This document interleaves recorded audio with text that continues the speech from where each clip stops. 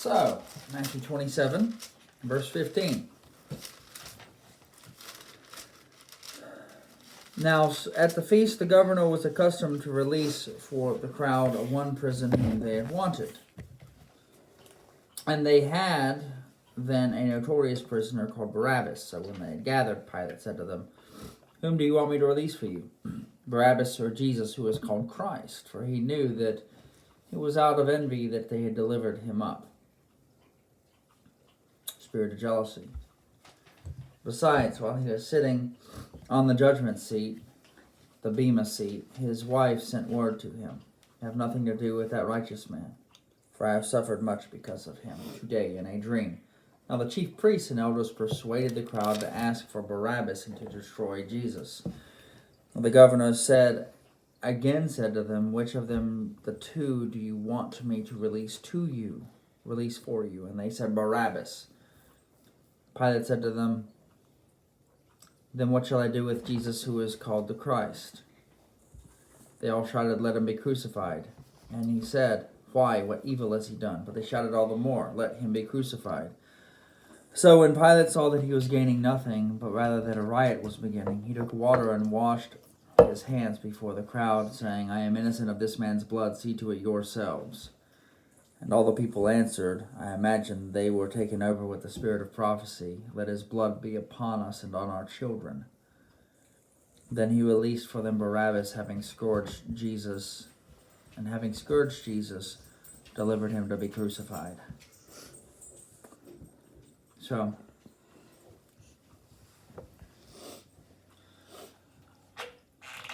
we have a responsibility.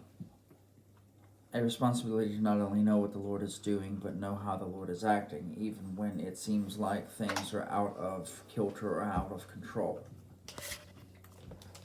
We are responsible for knowing and doing the will of God, regardless of what it looks like the outcome will become, especially if we think that there is a chance that some pain could be in it for us. Jesus knew he was destined to be crucified, and he did not evade or escape that. He knew it was his calling. He knew it was his responsibility to walk in everything the Lord had for him. It was not his responsibility to avoid it. We spend many times listening to the prophetic words, and if we don't like the content of the prophetic word, or if it goes anything past G-rated or PG-rated or PG-13 rated, we say, "I don't receive that in Jesus' name." Sometimes the Lord expects us and tests us with the word that will ultimately result in something violent happening to us. Sometimes it means we will get betrayed. Sometimes our betrayal is in the plan of God, and he has already factored that in. Our responsibility is to keep walking, even if it means we are misunderstood, not just by the world, but also by those in the church. This is not a light and happy word.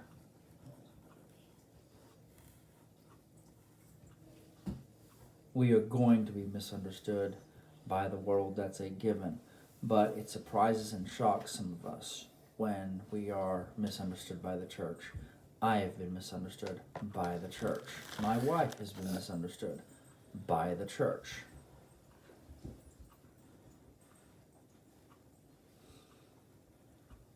The church has misunderstood current events repeatedly.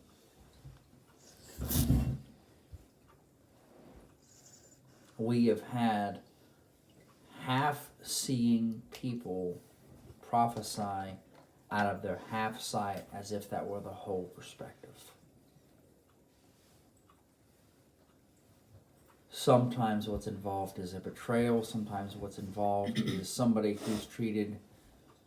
who is a murderer or a notorious person is treated as innocent, and you are treated as a guilty party.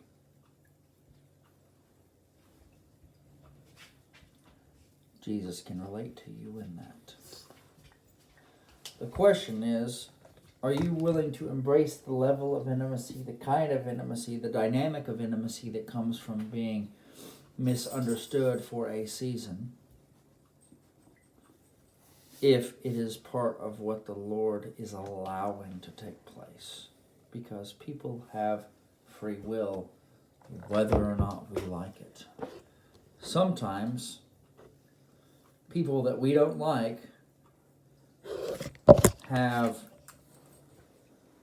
been given the choice to do really bad things, and they opt to do those really bad things. Are you going to keep going on with the Lord even in spite of those? Are you going to keep after the Lord, keep after the King, keep in fellowship and community with the King, even if bad things happen to you? Mm-hmm. You don't oftentimes get to have a choice. Sometimes you have to listen to exactly what the Lord is saying. Sometimes you have to walk and listen to the fact that the enemy is speaking, and that's the voice you're hearing. But we need to be thankful for the fact that we can hear a voice, even if it's the voice of the evil one. Because at least we're able to discern, hey, that's the voice of the enemy, that's the voice of the clown. I know that's not the voice of my King. And we need to ask the Lord what He wants to do and where He is in a particular negative situation. And are we going to embrace even the things that seem evil that come from Him? And are we going to reject even the things that seem good that come from the enemy?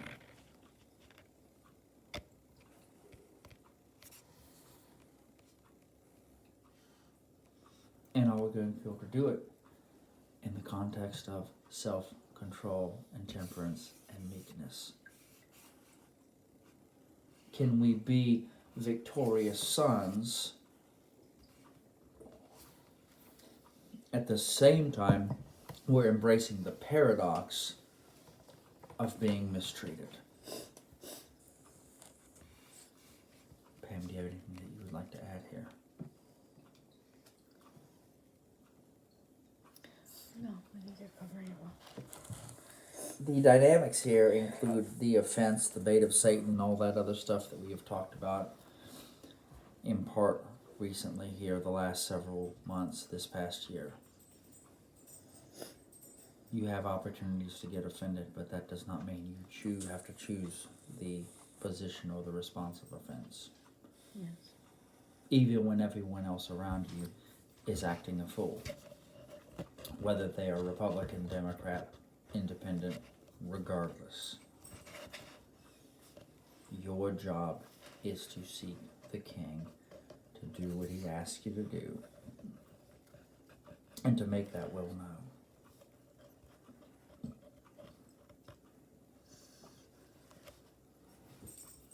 Can the fruit of the Spirit be self-control even when you're bleeding out of an artery and the Lord is sitting down and handing you a bowl of your favorite ice cream, when you think you should be focused on your bleeding artery?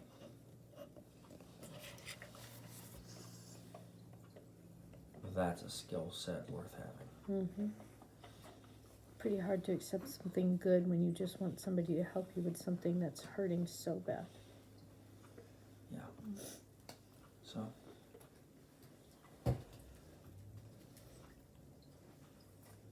as you're proceeding through this,